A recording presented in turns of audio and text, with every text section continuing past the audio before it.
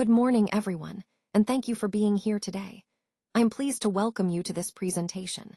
My name is Dr. S.K. Singh, and I hold a PhD in this field. Today, we will be exploring a comparative study of sterility testing methods. We'll look at conventional, rapid, and automated approaches and discuss their advantages and challenges. Over the course of this session, I hope to provide you with a clear understanding of these different methods and how they impact our work. So let's get started. Now, let's take a closer look at the classification of sterility testing methods. There are three major categories we should be aware of. First, we have the conventional or compendial methods, which are the traditional and widely accepted techniques used in the industry. Next, we have rapid microbiological methods, or RMM, which are designed to deliver faster results and improve efficiency. Lastly, there are automated sterility testing systems, which incorporate automation to streamline the process and reduce human error. These categories are distinguished based on several key factors. The detection principle refers to how each method identifies microbial contamination. The time to result indicates how quickly we get the test outcomes. The level of automation shows us how much of the process is handled automatically versus manually. And finally, regulatory acceptance reflects how widely these methods are recognized and approved by governing bodies. Understanding these categories helps us choose the most appropriate method for different scenarios, balancing accuracy, speed, and compliance within our overall sterility assurance strategy. Let's take a closer look at the conventional sterility testing methods outlined in USP 71. There are primarily two methods used: membrane filtration and direct inoculation. Both of these techniques aim to detect microbial contamination effectively. In membrane filtration, a sample is passed through a filter that traps any microorganisms present. This filter is then incubated in a suitable growth medium. On the other hand, direct inoculation involves directly adding the sample into a growth medium without filtration, allowing any microbes to grow directly in the medium. Speaking of media, the key ones used are fluid thioglycolate medium, or FTM, which is particularly good for detecting anaerobic bacteria, and soybean casein digest medium, or SCDM, which supports a broad range of microorganisms, especially fungi and bacteria. The incubation period for these tests is typically 14 days, giving enough time for any microorganisms to grow if present.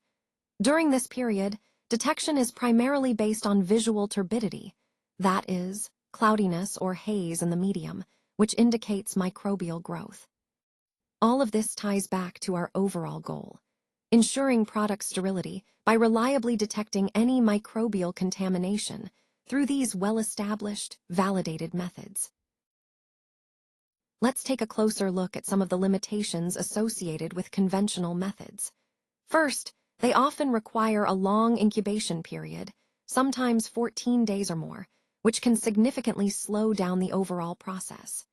Additionally, these methods tend to rely on subjective interpretation, meaning that results can vary depending on who is analyzing the data. Another important point is that they have limited sensitivity when it comes to detecting VBNC, or viable but non-culturable organisms.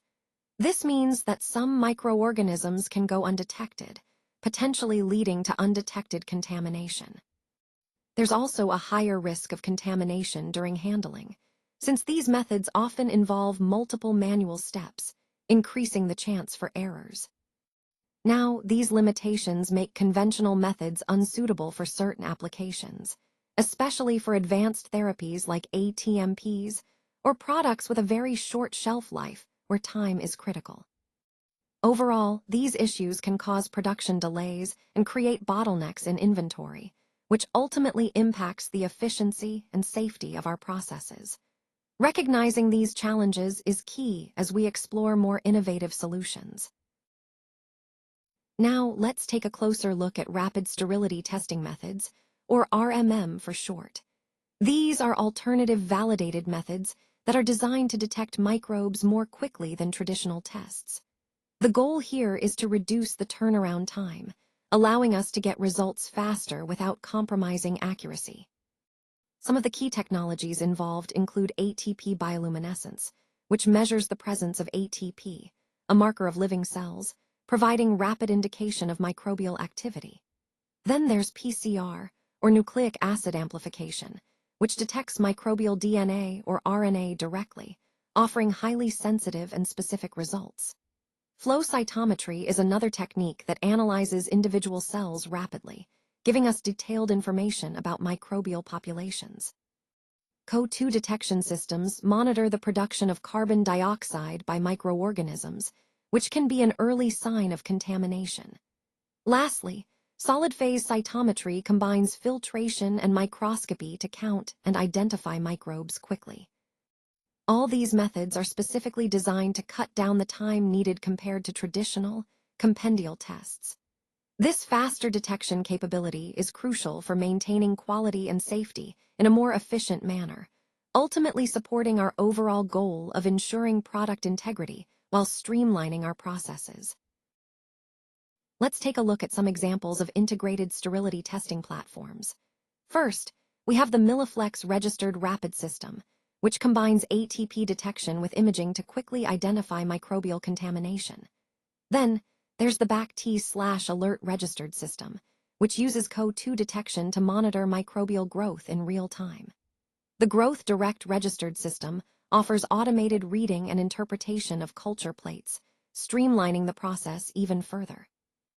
Additionally, there are various automated sterility testing systems that integrate multiple steps to enhance efficiency.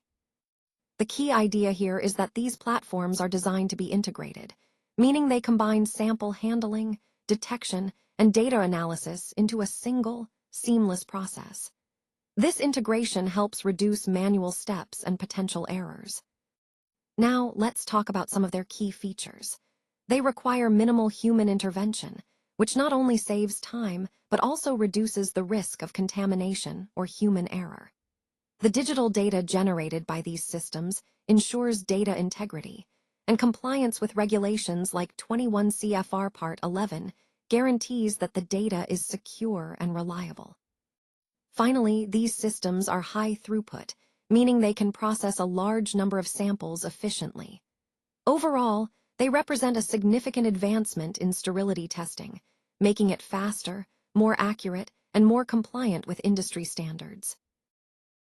Let's talk about the principle of detection, specifically the comparative method. This approach is all about looking at the differences and similarities between a known reference and the unknown sample. Essentially, we're comparing what we expect to see with what we actually observe. By doing this, we can identify anomalies or confirm the presence of a specific substance. The key point here is that comparison helps us increase accuracy. Instead of relying solely on an isolated observation, we use a side-by-side evaluation, which reduces the chances of false positives or negatives. It's like having a baseline to measure against, making our detection more reliable. This method ties into the overall theme of thoroughness and precision in detection techniques. It reminds us that no single test is perfect on its own, but by comparing known and unknown, we enhance our confidence in the results. So, in practice, this comparative principle is fundamental. It's about leveraging differences to make clear, informed decisions. When it comes to regulatory expectations for rapid and automated methods, there are a few key points to keep in mind. First, these methods must be validated for their intended use, meaning we need to demonstrate that they reliably produce accurate and consistent results for the specific application. Second, they should be at least equivalent or even superior to traditional compendial methods, ensuring they meet or exceed established quality standards. There are several parameters that are essential to evaluate during validation.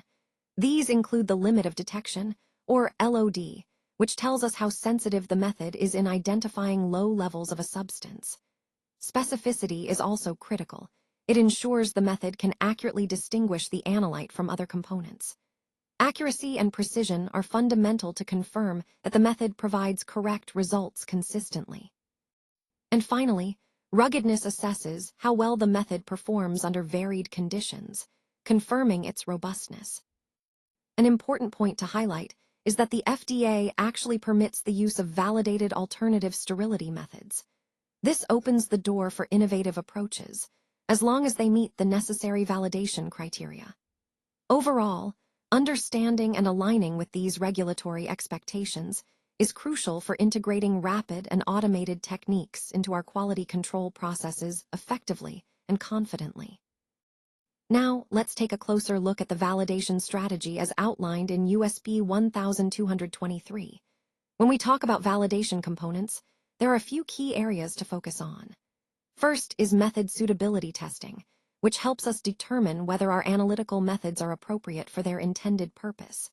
Then, we have equivalent studies, which compare different methods or processes to ensure they produce consistent results. Product interference evaluation is also critical. This involves checking whether other substances or components could affect our analytical measurements. Moving on to qualification steps, these are essential to confirm that our equipment and systems are properly installed and functioning correctly. IQ, or installation qualification, verifies that equipment is installed correctly according to specifications. OQ, or operational qualification, tests whether the equipment operates as intended over a range of conditions. Lastly, PQ, or performance qualification, confirms that the equipment consistently performs effectively during actual production conditions. All these steps and components come together to ensure our validation process guarantees reliability and reproducibility. This means our methods are not only accurate but also consistent over time, which is fundamental to maintaining quality and compliance throughout our processes. Remember, a thorough validation strategy is the backbone of trustworthy and compliant manufacturing practices. Let's take a closer look at this comparative analysis table. Here, we've organized the key features and metrics of the different options we're considering. The purpose is to give us a clear, side-by-side view of their strengths and weaknesses. Notice how some options excel in areas like cost efficiency, while others might offer better scalability or user experience. This comparison helps us identify which solution best aligns with our overall goals and priorities. What's particularly important here is understanding the trade-offs. For example, a more affordable option might lack some advanced features, but could be more suitable for our current needs. Conversely, a more comprehensive solution might require a larger investment upfront, but offer greater long-term benefits. By analyzing this table, we can make an informed decision, ensuring that our choice supports the broader theme of sustainable growth and strategic alignment we've been discussing throughout the presentation. Let's take a closer look at the advantages and disadvantages of these different approaches. Starting with the conventional methods, they are widely accepted by regulators, which is a big plus. However, the downside is that they tend to be slow and labor-intensive, meaning they require a lot of manual work and time to get results. Moving on to rapid methods, these offer the clear benefit of providing faster results, which is crucial in many situations. They also enable early detection of contamination, helping us address issues before they escalate. The challenge here, though, is validation complexity. Making sure these faster methods are thoroughly validated can be quite complicated. Finally, automated systems bring high throughput, allowing us to analyze many samples quickly and efficiently. They also reduce human error and enable real-time monitoring, which is a huge advantage for maintaining quality and safety. The main drawback, however, is the high capital cost. Setting up and maintaining these systems requires a significant investment. Overall, each approach has its strengths and trade-offs. Choosing the right one depends on your specific needs, resources, and the level of speed and accuracy required in your operations. Now, let's take a look at some key applications and case studies where these rapid microbiology techniques really make a difference. First up, biologics. Using faster testing methods can significantly speed up batch release times, helping get these vital therapies to patients more quickly. Next, we have ATMPs, which include cell and gene therapies. Here, real-time sterility decisions are crucial. When results aren't available at the time of release, Rapid tests are highly recommended to ensure safety without delaying production too much. Moving on to environmental monitoring, continuous microbial surveillance allows us to keep a close eye on the manufacturing environment, helping to catch potential issues early and maintain a high level of cleanliness. Finally, in-process testing, early detection of contamination is key. By identifying problems early in the process, we can prevent costly delays or product recalls, ensuring the integrity of the final product. All of these applications highlight how rapid microbiology is transforming the industry, making processes more efficient, safer, and more responsive. So, in conclusion, traditional methods still hold the status of the regulatory gold standard. They are well established and trusted across the industry. However, rapid methods are increasingly gaining prominence because they significantly improve efficiency and responsiveness, allowing us to get results faster and make quicker decisions. Looking ahead, automated systems are set to become the future of quality control microbiology, offering greater precision and consistency. From a regulatory trend perspective, we're seeing a clear shift toward risk-based approaches that favor validated rapid and automated methods. This aligns with the goal of making our processes more streamlined and reliable. As for the future direction, one exciting development is real-time release testing, or RTRT, which aims to enable approval of products based on real-time data rather than traditional batch testing. Additionally, digital microbiology and AI integration are revolutionizing how we analyze and interpret data, making our microbiological testing more intelligent and predictive. Overall, these advancements are all about making our quality control systems more efficient, accurate, and aligned with modern technological capabilities, ensuring we stay ahead in ensuring product safety and compliance. For further support, please feel free to reach out to us. We're here to help you with any questions or additional information you might need. And with that, I want to sincerely thank you for your time and attention today. Your engagement is truly appreciated, and I hope you found this presentation valuable. Remember, we're always available to support your journey, so don't hesitate to get in touch. Thank you once again.